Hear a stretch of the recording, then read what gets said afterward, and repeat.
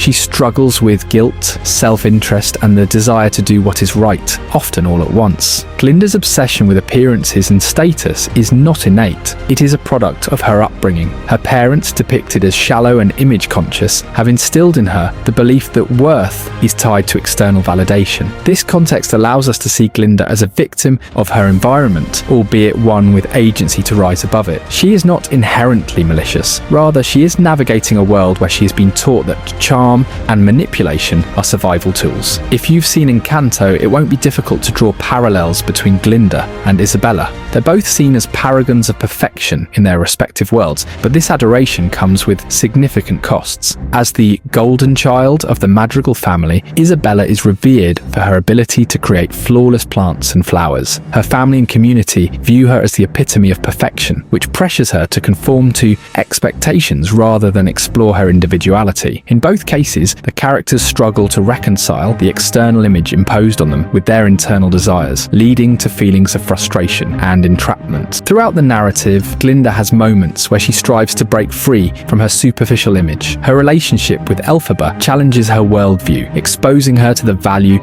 of authenticity and moral courage. The climax of this struggle is her choice to remain with the wizard or follow Elphaba. By choosing to stay, Glinda seems to embrace the validation of the masses over a deeper sense of integrity. Yet this decision is not without emotional cost. It highlights her internal conflict between loyalty to her friend and her need for external approval. Glinda is no stranger to the halo effect, which we would discuss later in this video, but for now let's talk about Fiyero.